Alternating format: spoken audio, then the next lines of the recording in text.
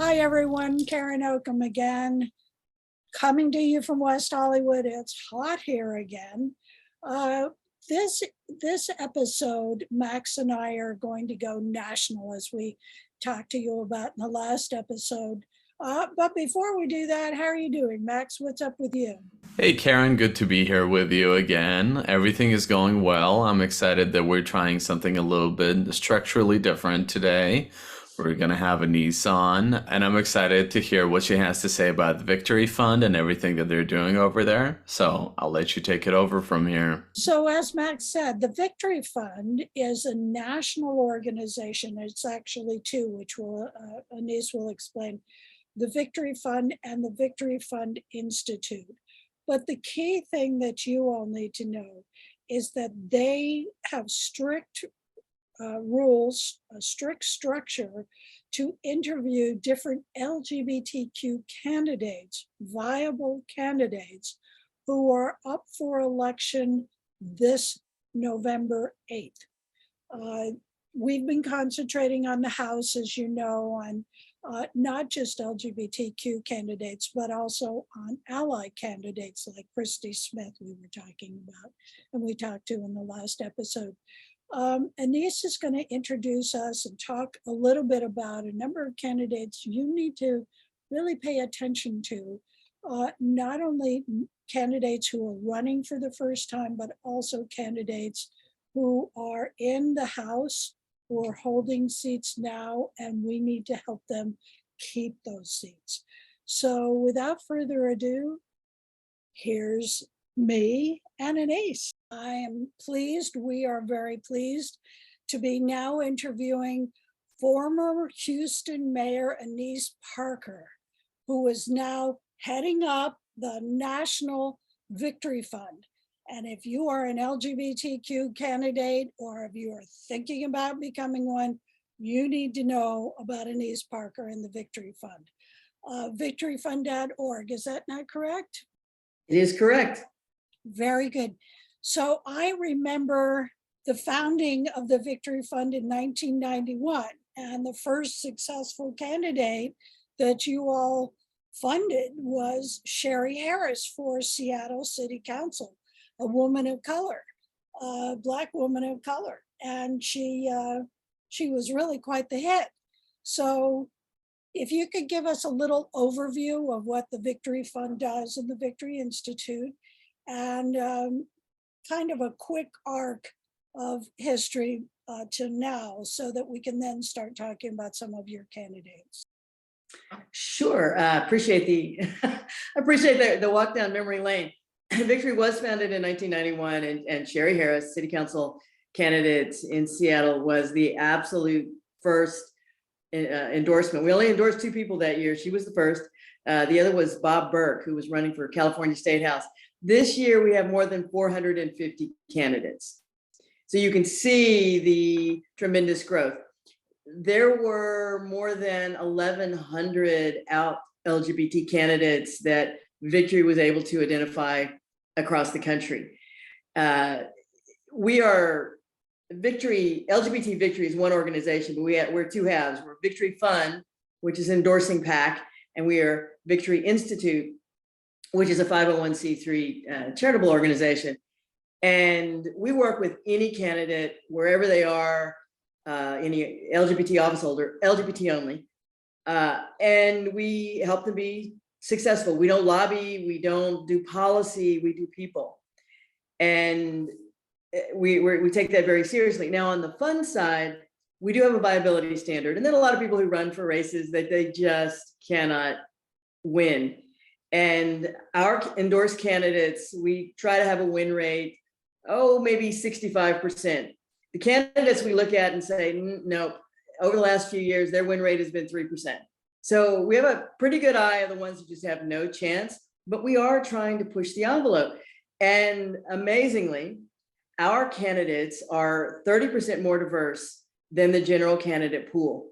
If you go to victoryinstitute.org, you can look at some of our research, and I believe that's called Out on the Trail, and it shows the demographics of all of the candidates in the United States and then the LGBT candidates. And the amazing thing is that ours are incredibly more diverse. Now, part of that is we are part of every community, and we understand that. But what is also happening is that more and more candidates of color from across the political spectrum are bringing their full selves to their races. I'm not going to say that it's helpful to be openly LGBT, but I'm going to be really clear, it's not a negative. Our candidates win at the same rate that any other candidates win at when you control for experience and the demographics of the district and the quality of the campaign, which is a really good sign. And the fact that more and more people are acknowledging their gender identity or their sexual orientation, for us, having been in this game for so many decades with this singular purpose, whether someone is successful, I mean, we do want to see candidates win, but whether they ultimately are successful at the ballot box, when they run as their authentic selves, they're true to themselves, they're comfortable in their own skin, it has a transformative effect. And we're excited about the possibilities this year. There were more than 100 congressional candidates that were running across the United States. Victory endorsed, 13, 14 of those 100.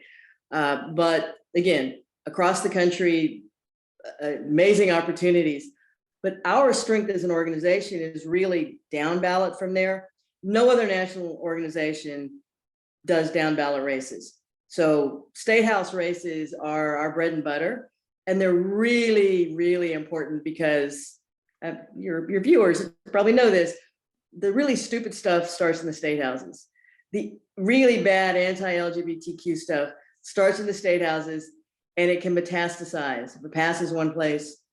In fact, there are organizations that stamp out some of these really ugly bills, like Cookie Cutter, stamping them out and sharing them with right-wing legislators across the country.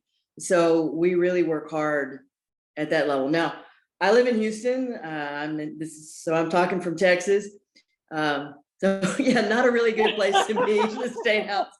But weaving these two narratives together, we just helped send 3 Black LGBT leaders to the state house. They all 3 won their primaries, and they will be the first Black out members of the Texas legislature. Go. Stop. How did you do that in Texas? I mean, when you won I remember your first victory, and you said you had occupied every single office leading up to mayor, and then you were reelected. So that was then, this is now. How in the world in Texas were you able to have 3 Black candidates win their primaries? Well, they were each very different. We have had currently serving 6 amazing women from our community, but we've only ever elected one man, Glenn Maxey, and he's been out of office for a long time, but no one who was African-American. And so we have one from Dallas, one from Houston, and one from Beaumont, Port Arthur. Now that was the exciting one. And they were each very, very different races. So a lesbian candidate from Houston, she'd been a council member, she'd been a member of the school board here, and then came out before she entered this race, which is an experienced candidate, well-known, and had a really advantaged position in the race. Jolanda Jones. In Dallas, Vinton Jones, no relation, longtime HIV activist, running to represent the district he grew up in. I think he even lives in his grandmother's old house, but deep ties to the community, and just did it the old-fashioned way, shoe leather and knowing the people, and they knew him on the ground from his HIV work. We know that Texas has the most uninsured population of African Americans. And House District 100 is no different. Vinton was born and raised in District 100. He knows the community. This is his home. It's our home. I am a son of House District 100, and it's very nice to be able to be back in House District 100 as a homeowner, as a community leader, and a couple of other spaces that I feel. Texas needs strong leadership right now that's going to represent the voices of communities that are most disenfranchised and need a seat at the table. Family is important. I think that when you talk about community, community is built around a core family, whether that's your blood family or your chosen family. He cares. He's always was a people person. Gwen is so proud. Go for it, baby. We need somebody who is has a heart for service. Whether it's in public policy, public health, being a community volunteer or precinct chair, he has been on the ground doing the work. It's important that a person like Benton, who has the heart of the community and the understanding of policy to lead us into the future. A person with Benton's extensive background, community health and public health is the right person that we need for this job. And then in Beaumont, Christian Manuel Hayes, he was the chief of staff for the outgoing state rep. So he knew the ins and outs of Austin, everything that the district was most concerned about. Also grew up in the district. Actually, all three of them represent areas that they grew up in. So you have the deep ties, you have the knowledge and experience, and that connection to the voters. And they were successful. You know, it's so, one of the incredible, strange things that I've been experiencing doing this series is that, you know, at the national level, at the top level, we have all this concern about, you know, January 6th committee, what's going on with the MAGA Republicans. But sort of lower down, you know, as you say, down ballot, there's still all this progress going on that's just extraordinary. And, you know, you're speaking to that. One of the things, just as a little digression here for a moment, I attended Sheila Kuehl's swearing out party. She's retiring after 28 years. And of course, the Victory Fund helped elect her in 1994 as the first out candidate in the California state legislature. She did not have the Victory Fund book, which I wrote for you all a couple of years ago for your 25th anniversary. And I gave it to her, and she was so excited because she got to see her place in the LGBTQ elected history, which is really phenomenal. But it's also kind of inspirational because as she's going out, she's leaving a legacy of all these people who have been inspired by her being a trailblazer. So hi from Sheila. Yeah. So I'm glad you mentioned history because no one else is doing the research. And so in my 5 years of Victory, we've kind of doubled down on some of this. And we maintain a couple of websites. One is outforamerica.org, and it is a listing of every out LGBT elected official that we know of currently serving. And there are more than 1,000 of those. We also have a website called Pride and Progress, and it's a political timeline from Kathy Kozashenko, the first person that we know of, out person in America elected, through Elaine Noble, through Harvey Milk, the Sheila Kuehls of the world. So if anybody who goes to the website Pride and Progress and sees something that a nugget that we ought to include, shoot us that information and we'll do our best to work it in. But it's a great walk down the LGBT political history. And very important because we're still not considered a demographic in terms of polling and survey, and we should. And here is the proof that we've been around a long time and we've been representing. Speaking of which, before we run out of time, which is crazy to think of that. Can you tell us a little bit about some of the candidates that you really want to highlight? I'm in particular concerned about Sharice Davids. I mean, I can't believe that she, because of redistricting, is in a tough re-election race, and we need to hold the House as well as, win more seats. So who are you looking at? So Victory is a nonpartisan organization, and we do support Democrats, but and Republicans. But we so we don't talk about holding the House so much as keeping the forces who want to erase us at bay. And Sharice Davids she's not only a great example of an amazing member of Congress, but again that intersectional person that we were talking about as a Indigenous woman, Native American woman. This is her third run. She was elected twice, but redistricting was not good to her. Her district was just eviscerated. And Kansas is a tough state. So I'm a little worried about Sharice. So the work Sharice Davids is doing is a game changer. Getting our government to buy from small businesses like ours first, and working to bring our supply chain back home. We're a little guy compared to the competition, but Sharice Davids has been big for Kansas businesses like ours. I'm Sharice Davids. I approve this message. Angie Craig in Minnesota is in a 50-50 district, always going to be an uphill battle. And then Chris Pappas, too, is redistricting wasn't good for him. He should be fine. But Sharice is in a tough fight. But there's also some new candidates. Will Rollins running in Palm Springs against Ken Calvert, who is no friend of the community, voted against the repeal of Don't Ask, Don't Tell, voted for the Defense of Marriage Act. So Will Rollins, and they're neck and neck out there.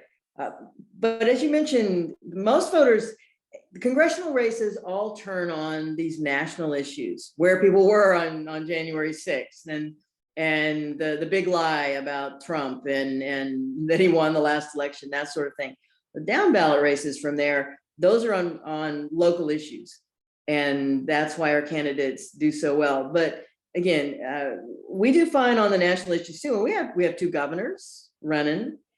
Well, three governors running. Jared Polis is running for re-election and should be okay. But we could take Massachusetts with Maura Healey, and we can take Oregon with Tina Kotek. And the Tina Kotek, Maura Healey is doing really well. Tina Kotek is in a three-way race. The interesting thing is that they're all three women. There's a Republican, a Democrat, and an independent. Tina Kotek is the Democrat. Any one of them could win out there. Shocked. Frustrated. Dehumanized. Heartbroken. Freaked out. Devastated. When I found out the Supreme Court overturned Roe v. Wade, I felt gutted. All over the country. Ohio, Texas. Oklahoma, Idaho. New abortion bans and restrictions. I know that without a strong pro-choice governor like Tina Kotek, Oregon could be next. Tina's running against Christine Drazan. She sponsored a bill that could jail doctors who provide abortion. And Drazan's endorsed by extremist groups who want to ban abortion. Tina knows that everyone should have the freedom and power to control their own body. Tina passed the strongest abortion access law in the country. And Tina's the only candidate endorsed by Planned Parenthood PAC of Oregon. That's why on November 8th, I'm voting for Tina Kotek. I'm voting for Tina Kotek. Tina Kotek. I'm voting for Tina Kotek. Paid for by Friends of Tina Kotek, 4792. I should mention that Kate Brown was also the first bisexual governor who just stirred up Tucker Carlson, who was confused about her bisexuality because she was married to a man. And she responded by saying, that's what bisexual means. Yeah, but yeah, one of our first two. And the idea that we could have a legacy seat where Oregon, although Oregon they have a really strong conservative belt out there. And so, but a legacy seat. So that race is fascinating to watch. The other really interesting congressional race is New York 3, I believe it is, Robert Zimmerman and George Santos. They're both openly gay men, one Republican and one Democrat. We have endorsed Robert Zimmerman, the Democrat, but They both have deep ties to the district, no carpetbaggers. They're credible candidates. They've raised good money. They have their party's nomination.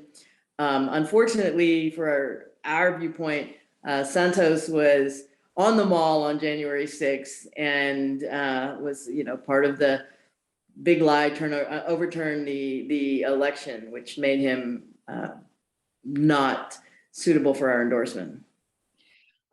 Before we close out, I want to take note that I met you in March of 2012, which was a month after Trayvon Martin was murdered. And President Obama at that time was so moved, and he came out and he said, if I had a son, he'd look like Trayvon Martin. I could have looked like Trayvon Martin. When I think about this boy, I think about my own kids. My main message is to the parents of Trayvon Martin. If I had a son, he'd look like Trayvon.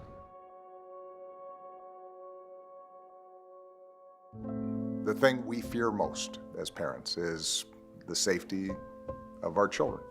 When you found out the circumstances, I responded specifically as a black parent and as a black man. The idea that this teenager who was walking down the street could evoke such fear, and that ultimately a jury would find that the actions of that private citizen could not be considered criminal. That then spoke to a broader history in this country. The sense that not only were black people devalued, but that we had a culture that had portrayed black boys and black men in particular as threats, and that in turn justified potential violence against them. Trayvon Martin wasn't so different from me. He looked like I did at the age of 15, 16, 17. Even living in a relatively hospitable place like Hawaii, there were many times where I'd get on the elevator and women would clutch their purse, or I'd walk by a car and suddenly you'd hear the locks go down. The perceptions of me as a young person weren't so different than the perceptions of Trayvon. Maybe the only thing that separated us was luck. And at that point, not only was I frustrated, as many people were, but despite holding the highest office of the land, the question was, all right, what can I do with this? And I asked you about it at this convening in Houston, and you said, I have a son who looks like Trayvon Martin. I think that may be confusing for some people to realize that we do have families, and our families are intersectional as well. Can you tell us a little bit about that in your experience? So my wife and I have been together for 31 years, and we've been together a little over a year, and a 16-year-old young man came into our lives. That was a long time ago. He was 16 then, he's 46 now. And yes, he's our son, and he was openly gay, and he was on and off the streets of Houston. He was being raised by his grandparents, and they kept trying to force the gay out. And, he'd run away or they'd throw him out, and back and forth. And then we finally said enough with that, and invited him into our family. But I will tell you a story that, when Obama said that, I couldn't help thinking, my mother adored my son, Jovan. And my mother at the time was living in Charleston, South Carolina. And I don't know, Jovan was about 30 before the first time he ever went to visit her on his own, and drove over to Charleston. And I had to have this conversation with him before he went. It's like, don't let her give you, she's a older white woman living by herself. Don't let her give you a key. Make sure you knock on the door. She opens the door. Anybody driving by can see that you're going in, that she's welcoming you in. just be really, really careful. And I shouldn't have had to have that conversation. Nobody should have to have that conversation, but that's the reality of the world we live in. I also have 2 African-American daughters. Well, they're biracial, but they identify as Black. So among my 3 daughters, 2 of them. So, and they're all adopted. And the crazy thing is that white supremacy is now, they don't even need the white sheets anymore. Annise Parker, thank you so much for sharing your story, but also for the work you're doing. It's really important and on a national scale and scope. And I don't think we hear enough about all the good stuff you're doing. So hopefully this will help promote the Victory Fund and encourage more LGBTQ people to come out and think about running for office, especially in those down races, as we said, as you said. They're so important. It starts at the school board and it starts at the State House. So thank you so much for coming on board. Thank you so much for providing us with the time and for everything that you're doing out there. It's important work, and we're both really excited to see, the future of politics and the next generation and where it kind of goes. Absolutely glad to be with you. Take care. I hope you've been just as moved by Annise's story as I have been. As she says, she should not have had to tell her son about how to behave as an openly gay Black man in the South and how not to get hurt or killed. I mean, Emmett Till still exists, his legacy. People are still being murdered all the time. And this is just not right. There's an epidemic of Black trans women who are being killed and nobody's talking about them. We need to elect LGBTQ candidates, allied candidates who will represent us for real. We need to stop this hate and finally get a little justice in our world. I hope you'll go to victoryfund.org and look at all the different candidates, especially look up the candidates in your district and see if you can help them in any way, shape, or form. For the next episode, we'll be back talking to folks in California because from our perspective, winning the midterms, keeping the House, increasing the House of Representatives goes through California. That's us. So see you next time, and thanks for hanging in with us and exploring this incredible world of LGBTQ candidates. Thank you. Thanks to Annise Parker.